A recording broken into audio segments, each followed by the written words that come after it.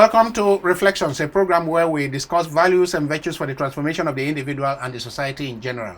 I am Father George Ehusani, and I have a young person in the studio today, Chukwuebuka. Yes, Chukwuebuka. Absolute pleasure to be here. Good afternoon, brother. You're welcome. Thank you very much. Good to see you. I mean, Pleasure. I still remember this 16-year-old young man that they brought to me to do community service, right? Yes. And then I gave you the broom. Yes. And I said, you want to do community service? Yes. And for me to give you recommendation to the university, take a broom. Yeah. This whole big house, sweep it, clean the paint that is spread all over the place, and for 4 or 5 days you did the sweeping. I remember the dust in my nose. I remember sweating. Yes. And it was actually a pleasure. For me, that was a good time. Oh yeah, because I told you that I said, look, me, I cannot give letter that you did community service when you have not done any service. Of course. So take the broom and do community service. Yes.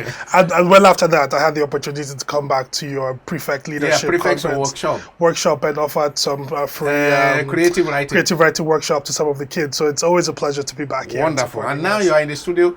I mean, a couple of years ago, I had your parents when they celebrated 25 years of marriage. Yeah, we were talking about that this morning. Yes, in church, so I had them in this studio. So I'm happy to have their son in the studio discussing. Now, Chukwuebuka is one of our young flying Nigerians. He is a cultural entrepreneur.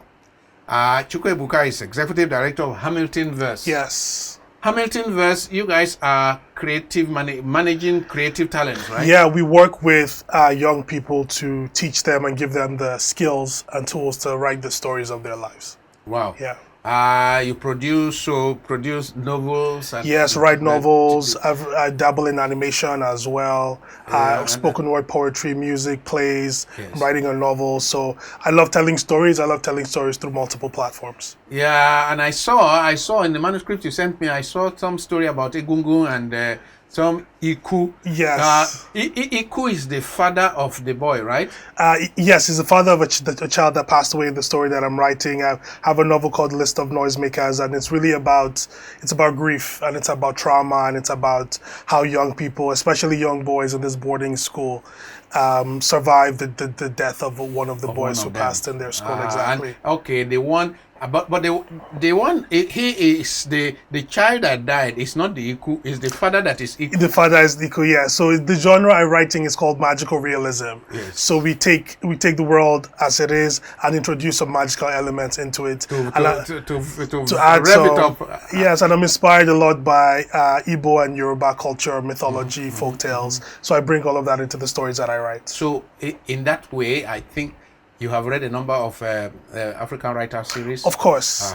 Because a lot of those stories, I mean, when I hear of that Iku, and I read a bit of it, I remember Olarotimi's The Gods Are Not to Blame. The Gods Are Not to Blame, yes. I think Wole Soyinka also has a book, Abiku by the same title. Yes. I think Achebe, obviously, Things Fall Apart, the iconic novel.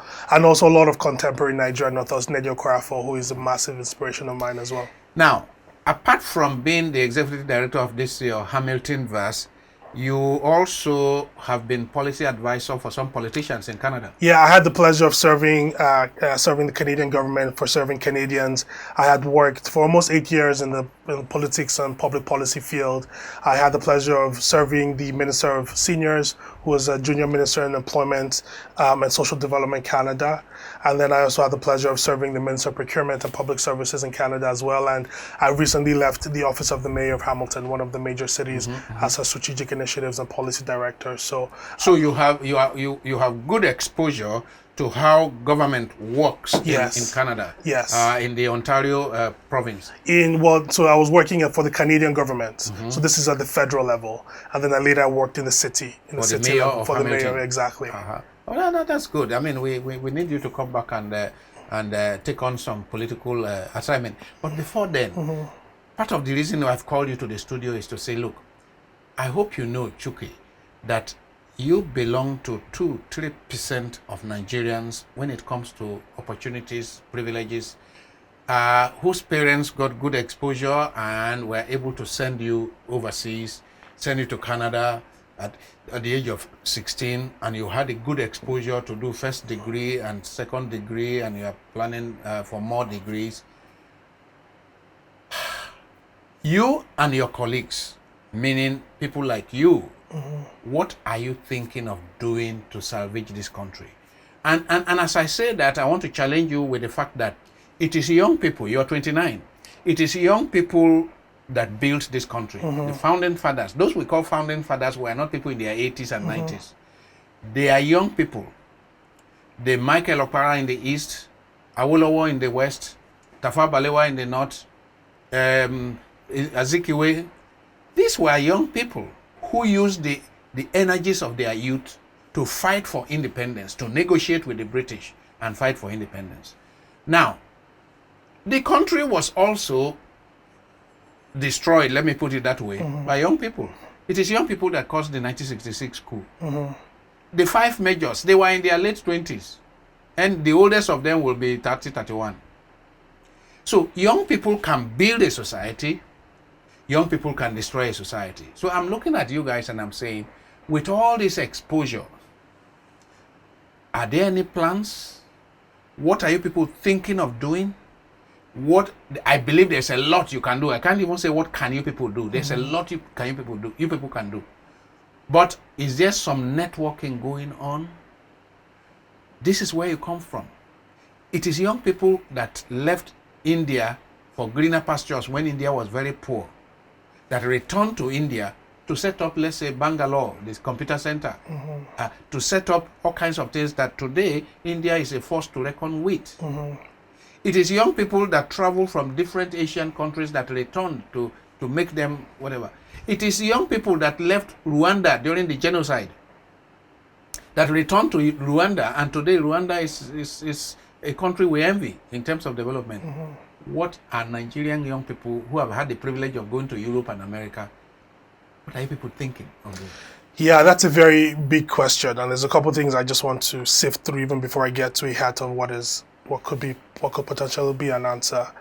The first thought that just comes to mind is foreign exposure is not necessarily a prerequisite to goodness or to. I know. There are a lot of people who studied here who are also doing incredible work, and I think that is one of the things that I'm very interested in. It's not necessarily counting on foreign exposure as a tool for emancipation, but really. I'm actually, when I talk about foreign, let me make it clear. Yeah, I'm saying you guys belong to the 2-3% of Nigeria in terms of privilege. Right, privilege. Yes, okay. Yes. Yes. Because many poor Nigerians, Right. even if they desire to send their children, they couldn't. Yes. I'm not saying that our education here is not good, cannot progress. I'm Yes. saying the Bible says, to whom much has been given from him, much is expected. Yeah. That you guys, much has been given to you. Yes. That's the point I'm making. Yes, and I take that point very well. I take that point as different. I think I'm really interested in this question. I'll speak specifically about some of the initiatives that I've taken through,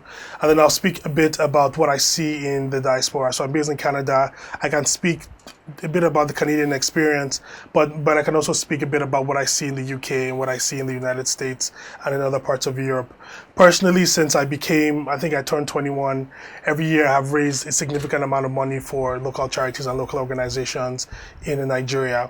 One of the key programs that we ran a couple years ago was supporting a group called Ncheta. Ncheta is an Igbo cultural organization in Enugu.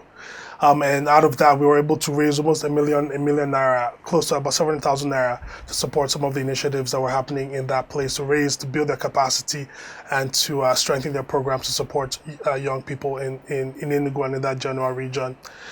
That's one specific example. The other really incredible thing that I saw that happened, specifically during the NSARS movement that happened in this country, was the amount of financial support that came from Nigerians in the diaspora to support local organizations. That is clear. Young Nigerians did a lot. Yeah. That were taking action. Young Nigerians did a lot, yes. Young Nigerians in Nigeria did a lot. And in diaspora. Yes, but also in the diaspora. And since then, I have been thinking specifically about how that type of engagement can be captured and replicated, not just in times of crisis, but in an ongoing, sustainable way. And that's why I started with that project that I did that raised some small funds for groups in Nigeria. And I see that type of work being done in a very continuous way by dispersed groups, but happening by goodwill actors, happening by organizations and larger institutions. One of the groups that I see in the United States that does very incredible work is a group called Igbo Connect. Igbo Connect is a group of young professionals like me who have general privilege and who may have studied in Nigeria, studied in the United States or abroad, who come together every year to raise significant amount of money to support programs that happen in Nigeria. And money is one piece, but money is not the only piece. It's not the only piece. But I think where the opportunity really comes is when we start exchanging ideas. Correct. And when we start institutionalizing those ideas. That's correct. That's what I mean. What kind of, that's why I'm interested in what kind of networking is happening. Okay, you can come together to raise money for one little project in one village or the other. But above all, it is how it is bringing you together. And what kind of ideas you are exchanging. But so these so it comes in it's joined. So when we gather, we meet, we network, we exchange ideas, we raise funds for immediate action projects. But I understand that ongoing networking and that institution building is I think how we build institutions and take us far. I don't see, I think when we read about, say, for example, the Harlem Renaissance, where we have, this one neighborhood in New York that brings together talent, thinkers, public policy experts, people who eventually become freedom fighters, people who become founding fathers for many African countries. I think if we're looking for that type of engagement, if we're looking for that thing specifically, I don't know that we'll find it, and I don't know that we should be looking for those types of engagement. It doesn't have to be exactly those kind of things. But let me tell you, I went to Howard University. Howard University. Nnamdi Azikiwe went to Howard University. I mean, a lot of those old politicians, they got their nationalistic sensitivities and ideas honed while they were student movement leaders. And so they started thinking of home. And how they are going to come and use these ideas to develop their home. And today it is even easier than it was, because Nnamdi Azikiwe in Howard University how difficult it would have been difficult to be in touch with the one who was in the UK, that is Awolowo, who was reading law in the UK, and so on and so forth. But today you can be in touch with people from anywhere in the world. So networking is even easier. Of course, networking is and I think it's making a lot of impact already. Where I see the most success is not necessarily in the realm of nation building or independence fighting. Where I see the most success is business development. And I think that has gone a really long way currently in the diaspora, connecting with Nigerians. I see especially the amount of technological companies and businesses that are started here, young people who are starting businesses, employing people, creating meaningful wealth, creating meaningful institutions. Very, very laudable, admirable. However, if you don't fix leadership, we may not make much progress, because a lot depends on politics, a lot depends on governance. So while we commend people who are making a lot of waves in business and helping to start businesses here and so on and so forth, I think these young people, you young people who are privileged, I think you also need to do something, put head together to think out what can be done about the mess of leadership in Nigeria. And I think it's the chokehold on the nation is the quality of the governance. And I don't think it's, I think this year we probably saw the highest record of young people running for office across the entire, this past election cycle, we've probably seen the highest amount of young people running and seeking elected office. But I mean, governance is the perennial question. One of the things that I'm very, enthused by. So just recently, why I actually came back to Abuja and to Nigeria is to start asking those type of questions. So the last couple of days, I've been meeting with DGs, I've been meeting with United Nations delegations and asking that question: how can I be of service? What are the opportunities? How can I add value? And I'm very happy to share that. every office that I walk into, people are engaging, and they're asking, yes, there's value to be had here, and we welcome that level of engagement from me and from my colleagues. So I'm very enthused about the potential and the opportunity here. But and I hear that the question specifically is, how are young people working together to see how we can transform the leadership environment of the country? Yes. First of all, to build a measure of consensus. Yeah. Many nations that have been transformed, while they were in crisis, there was already a government in waiting outside.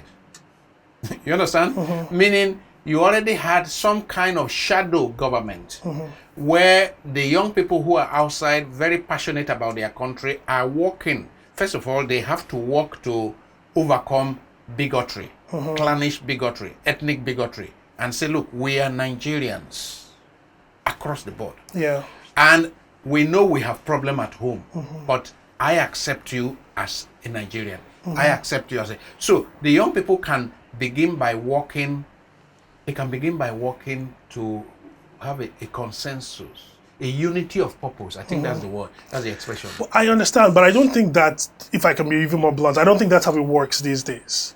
I think the young people that I find in the diaspora are working to build their lives, are working to build their immediate communities, and I don't think those are negative things in of themselves. They are not negative. We're working to reinstill the spirit that in many ways this place took away from us, and we're working to share and share that spirit as well with. So I think it's important to, and I completely take your point about nation building, culture, politics, but I think it's important to see and name what the young people are actually doing, honor that thing as it is, and understand the power and strength in it. Because these things come in cycles. You build yourselves, you build your communities, you leverage that critical mass, and then you can take it, you can go and start building the country. Do you understand what I mean? I do, and I appreciate what the young people are doing. You say they are building their lives, they are whatever. I appreciate all that, but I am saying that when I consider, I'm aware of the kind of resources, the quantum of resources that went into training these young people. Yes. Some of those resources are from this country, by the way. Yes. Now, and I'm saying that those young people owe this country quite some. Yes. So it's not enough that they build their lives. Some, beyond building their lives, they should be looking, right now, okay, they graduated only 3, 4, 5 years ago, so they are building their lives. But even then, they should begin to look forward to. I have not said, what they have failed to do. Yeah. I am talking about having a vision of what they could do. And that vision should go beyond what they can do for themselves. It should go beyond what they can do for themselves. It should go beyond, and I'm saying, okay, you have talked about businesses and so on. I say it should go beyond businesses. Reason is that if you don't build a society, the business has nowhere to... Yes. And let me even add to that. And yes, I think your point is absolutely correct. And also, I think what I was articulating around building their lives is I think it's important to recognize the cycles and the patterns in which the stages, exactly. You build your life, you build yourself. Awolowo, Zeke had to build themselves first. Then they find other people to build with. And then what happens next is a nation building activity. So it's just about naming those different stages in people's lives, which is one. And then the second point I want to make around the networking is, and I failed to mention this earlier on, I think, well, it comes in two prongs. Let me first say that. But I think one has to temper any level of ego or arrogance to assume that one can come in and save anybody, even if that is including your people, which is one. But secondly, let me also say that there are several network of good faith actors that currently exist. Some networks that exist in one region, across regions, that exist in idea generation and sharing. For example, I am connected to different groups of Nigerian diaspora policy experts where we actually exchange ideas and we keep that network going. So when we find ourselves in places like Abuja, places like Lagos, wherever we're in the country, or even if it's regional blocks like ECOWAS, we are connected to each other and we can share ideas, keep each other accountable. So that level of networking actually is happening. We don't necessarily have a name, a title, or even a concerted effort to come and to run government or run for office or take over government. There are different groups that have different agendas and initiatives. But I will say that in terms of your earlier question around networking, engagement, idea generation, that happens. It happens on a personal level. It happens on academic levels through academic institutions, at policy conferences, but also through a set of good faith actors that currently exist. And the other thing that I'm actually very excited about is it doesn't just happen in the Nigerian context. So I think one of the things you had identified was when you have Awolowo or Zeke, but you also had Nkrumah and you also had Nyerere. And they work together. And they work together. Yes. So for example, I can show you some of my conversations with my friends from Benin, with my friends from the DRC. And I think that's one of the benefits we get through this privilege that you have named and identified of going out of the country, is that we don't just connect with other Nigerians, but we connect with other Africans and and then we can move in regions and we can also move and act locally. But I do think back to what I said earlier on, and again, yes, it's not just about the money, that the level of youth-initiated local actions that are taking place across the country through leveraging our privilege to raise money for some very specific projects that our local governments have abandoned, that our federal governments have abandoned, that our state governments have abandoned, is a very good indicator for where the young people here are going. I am happy about that. I'm even happy specifically happy about your kind of engagement since you came, as you go from one ministry to the other to discuss opportunities and where can we come in to help and so on and so forth with various agencies of government. Yeah. I just want to say, when you talk about the stages, yes, I just want to say that those who have transformed various countries in the world, many of them started as students. Of course. So it's not about waiting until I have fully sorted out myself. That's what I want to challenge. Yes. It's not about the young man or young woman sorting out himself first before getting engaged in how to sort his country. It goes together. That's why those who have effected some of the best changes in their countries, go and read their history. They were already involved in the struggle as students, right? And then they carried that. In fact, it determined what they studied. That struggle determined what they studied. Many people went to read law because of the struggle awaiting them. But I think this is also a very fantastic opportunity for some intergenerational exchange, and I take everything you're saying. But it's important to clarify what it is to be a student now and what it was to be a student in the 30s, the 40s, and 50s, even what it means to be a young person now and what it means to be a young person in that time. I know there's a big difference. And I remember in the beginning of our conversation, you had also paraphrased and said, there were young people that created this country and young people that destroyed this country. And sometimes I wonder if more people could have built up themselves, could have built wealth independently of government, what would the incentives be to then take those government coffers for themselves would be. So I think it is important. I think part of the trap that we find ourselves in this country is that government is seen as a business. Government is seen as a place for people to go empty coffers and take money for themselves.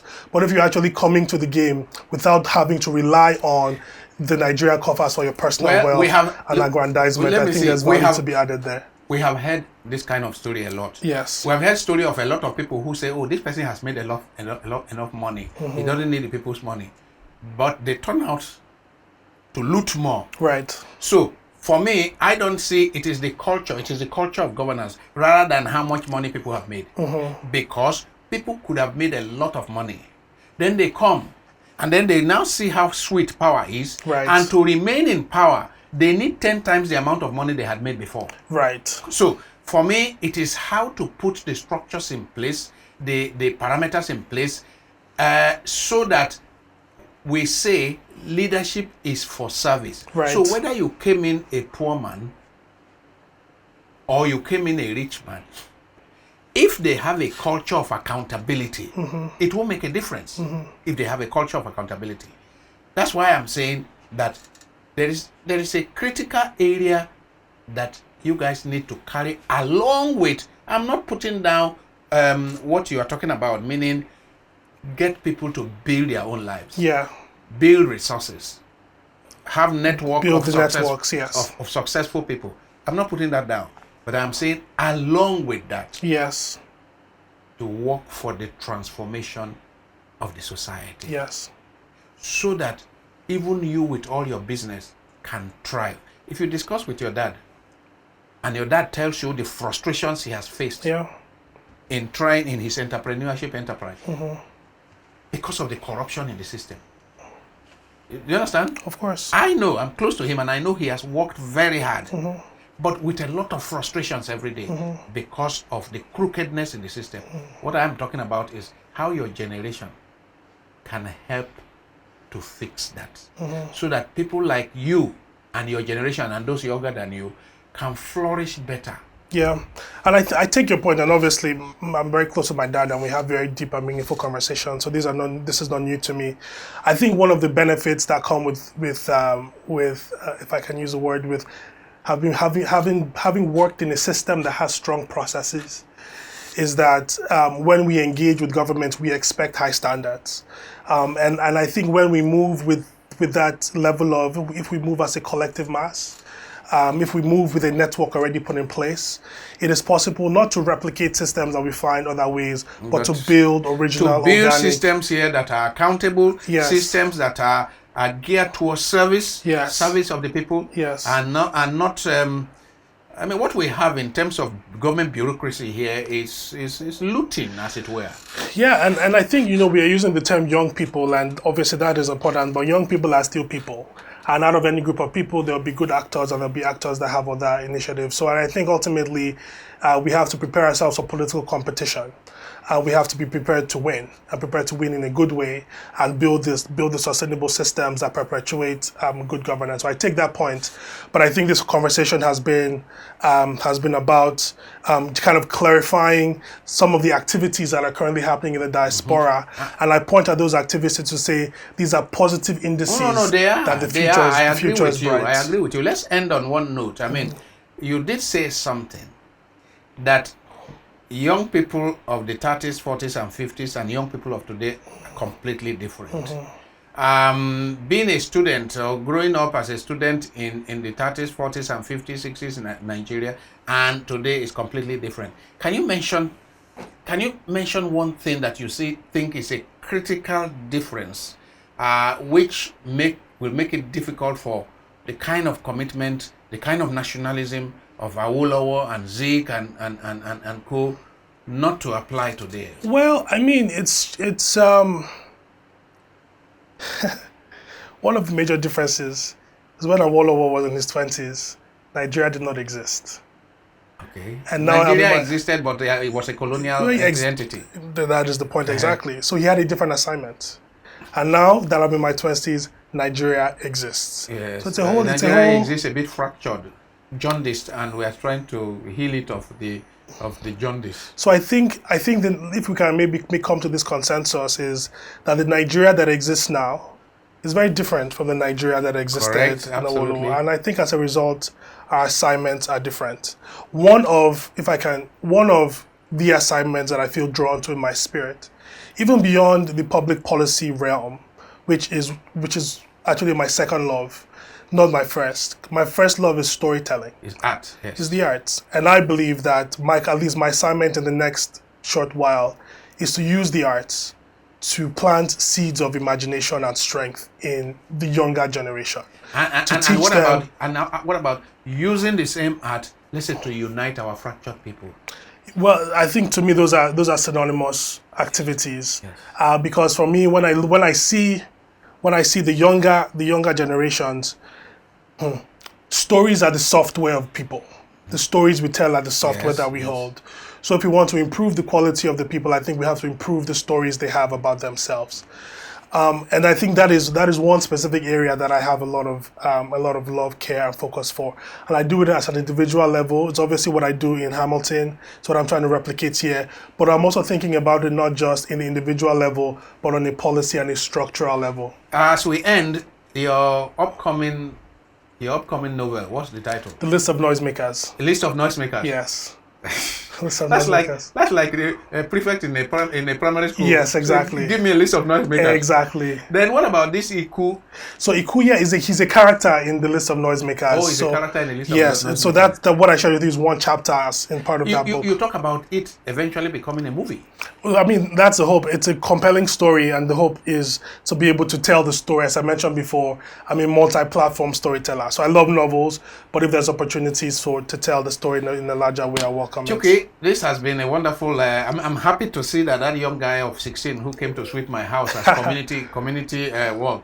Yeah. That you are now you are talking about writing novels, publishing novels, and perhaps going into producing a movie. Yeah. And that multi-art system, multi-channel system of promoting art. Thank you, and I think I just personally want to end on this note is that I think for all the criticisms that sometimes is put on the foot of young Nigerians, both locally and in the diaspora, it is important to also see and name the positive attributes. If it's business, if it's culture, if it's fundraising, if it's government or public policy, or if it's just people building their own lives and strengthening themselves and their communities. I think when you compile all these indices, the future looks very bright for our country. The future is very bright. On this note, thank you very much, Chukwuebuka. Thank you very much, Father. Chukwuebuka came to me and he says it's Chukwu. I said, what is your name? Chukwuebuka. Chukwuebuka. A wonderful name. And may God bless you as you return to Canada, and hope that when you come back, there will be some more concrete contributions to Nigeria from all your experiences in public life and in business. Yes, thank you very much. Thank you very much.